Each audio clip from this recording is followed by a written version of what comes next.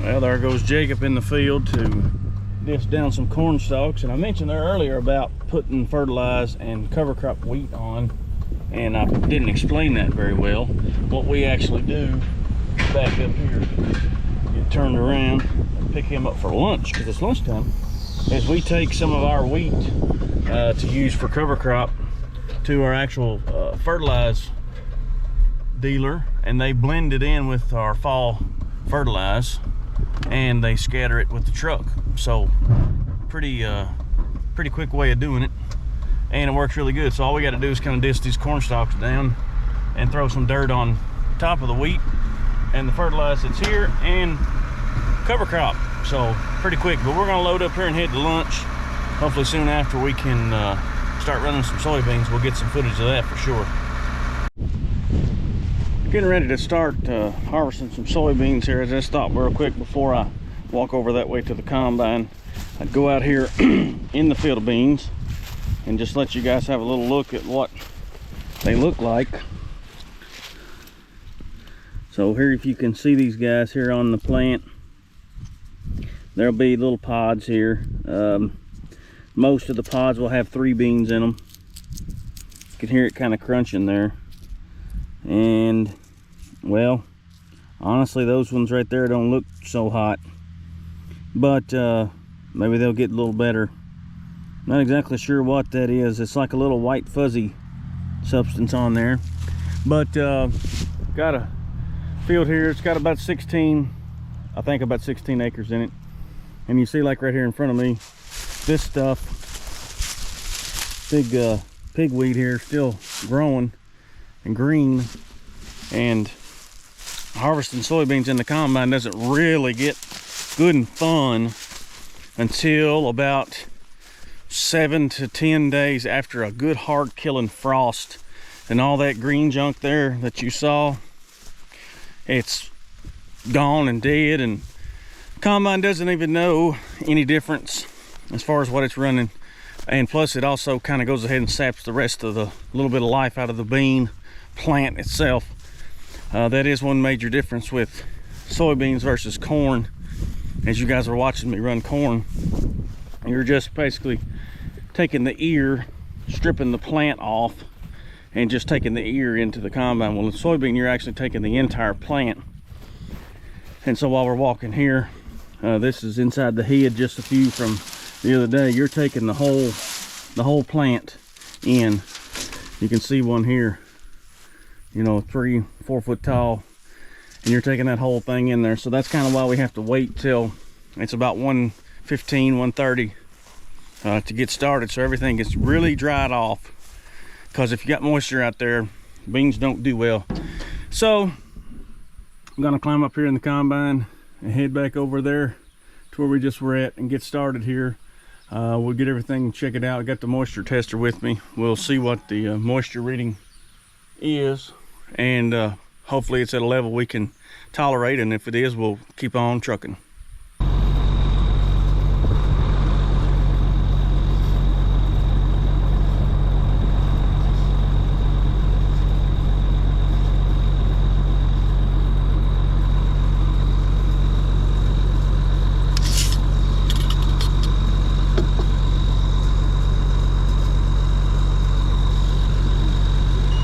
In excellent condition. I believe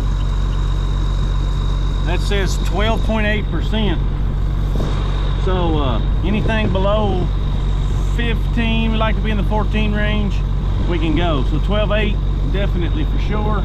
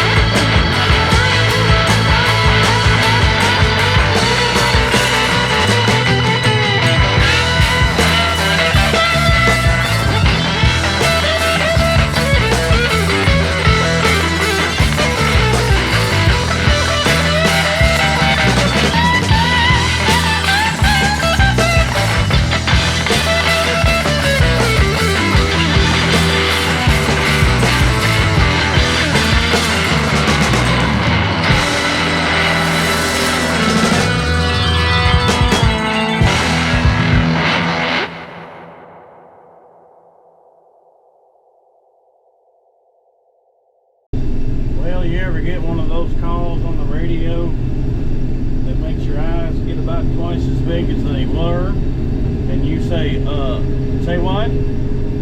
Well, I just got one of those calls a few minutes ago. I was headed down through the field here at the second light pole from this end, the one closest to the far end. Dad calls me on the radio and he says, "Hey, I saw a couple skunks in there around that light pole."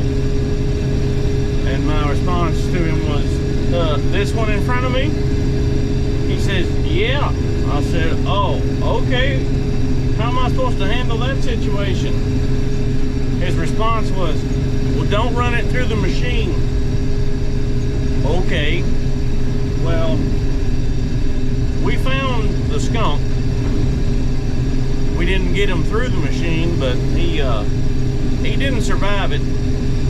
So luckily we didn't get the full skunk effect, if you follow my drift.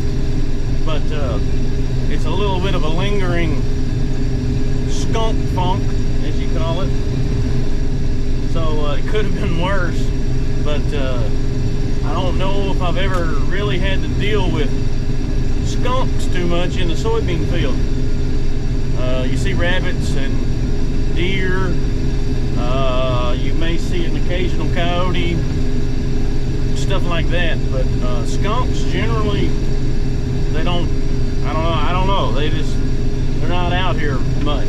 Of course, around that light pole is quite a bit of green weeds and stuff. So I'm not sure if they're living around there or close by there. I don't know what it is.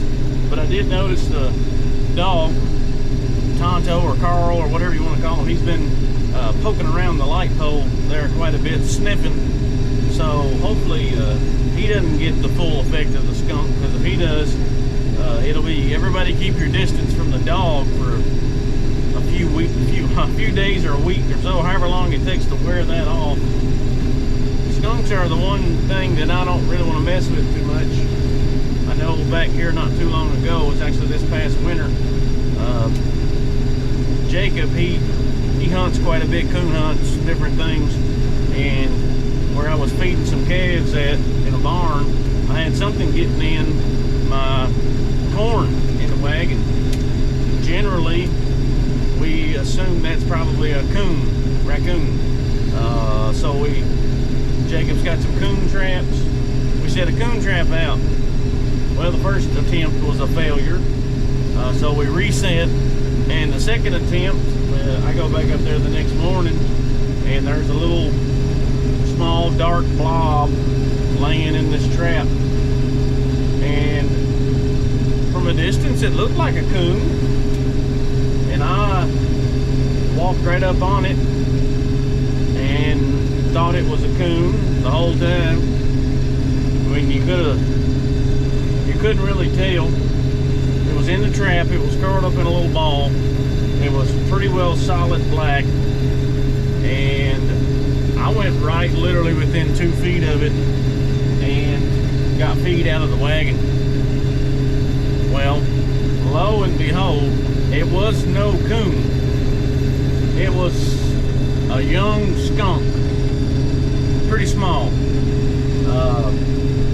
How come it didn't wake up or move or startle or jump or whatever when I walked up there to get the feed out of that wagon, literally within 2 feet of it? I have no idea, but I am very thankful that it did not. Well, it was an interesting one to get out of the trap. Let's just leave it at that. I'll show you, turn you around here. Right up here, let's see if you can spot it. Yeah, right over that way, right over in there, that light pole you see with that green stuff around it is supposedly where the skunk house is. So we're not going to poke around in there, plus there's no beans in there to go get anyway. So if he's in there, he can just stay in there. Finished up that field that we were in, 11-12% moisture. Came over here to the next field and not 11 or 12% moisture, more like 18 to 19. So put that on pause for a while. Going up to a different field And just from looking at it, it looks quite a bit browner, more ready. So we're gonna go give it a shot. We don't know if it will work. If this field here doesn't work, we're probably gotta be switching back to corn, unfortunately. So I know the goal this week, I told you guys, was to get these beans out, but if the beans ain't ready, you can't go. So we do have a farm that we lease about 10 or so miles from here. It's got about 57 acres there of corn. That's a pretty interesting story because it was planted 1st of May, let's say, into April. It's in that early group, and not only did it have to sustain the hailstorm that we had, it also got quite a bit of wind damage from a microburst that occurred at the conclusion of the hailstorm. So the poor corn got off to a terrible start, and our best estimates on final stand count were in the neighborhood of 24,000 plants per acre, which not near what we hope to end up shooting for. We like to be in the 30,000 to 32,000 range, but Mother Nature dealt us some not so friendly cards on that ordeal, so we got what we got. Normally we spray and bush hog along the edges of all these fields, and as we were standing there assessing this one, Dad says, oh, I guess I forgot to spray that edge, so I'm going to probably be fighting it over here to my right, and that just happens to be facing directly into the sun. That's usually about how it goes. I'm trying to see here. Well, the moisture tester on the yield monitor, which I'm having to look in the floor at, is showing me 11 or 12%. So this may actually work, but it's only 9 acres here, so don't think I'm going to get them tonight, and this edge is giving me fits. Alright, I'm going to see if I can turn you guys around so you can watch the struggle bus. Yeah, there's my view. You tell me if you see a big chunk hanging on the end down there. Look at it. Come on, you know you want to go in there. We're breaking the land speed record here. Luckily it's only one strip on the edge of the field that's that way. You see that big chunk bouncing around down there? And some of it went in. Come on.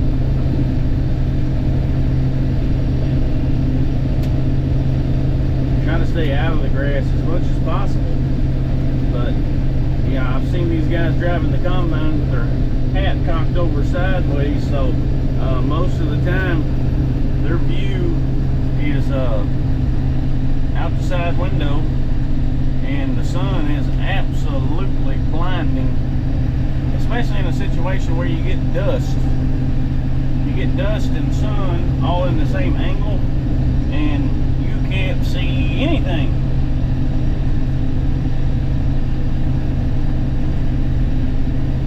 Glad when we get to the end up here, I know that.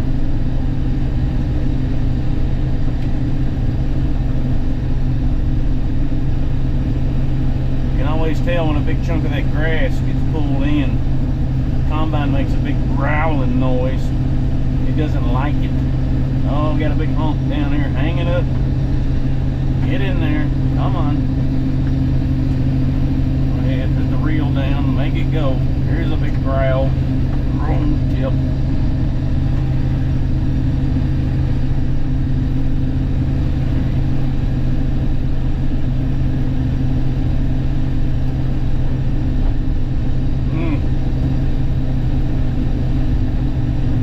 Kind of got to be leery when it starts growling.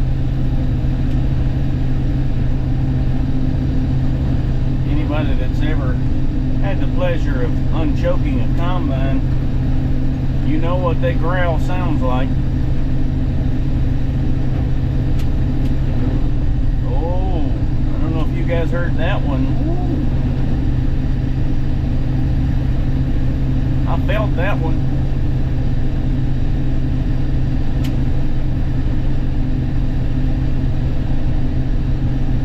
Oh, we're almost to the corner.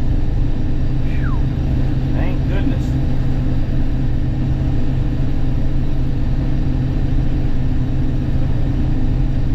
Ooh, big chunk of grass.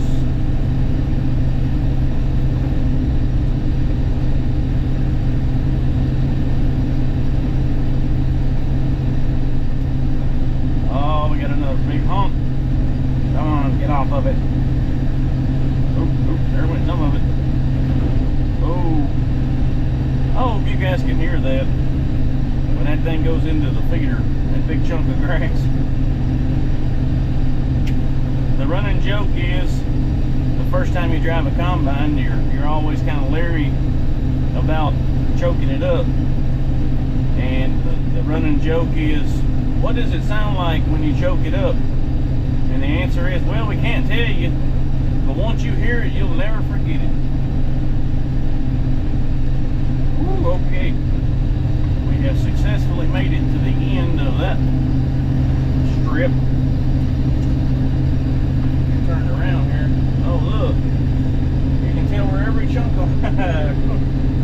Hope you guys are going to be able to see this, because this is actually pretty comical.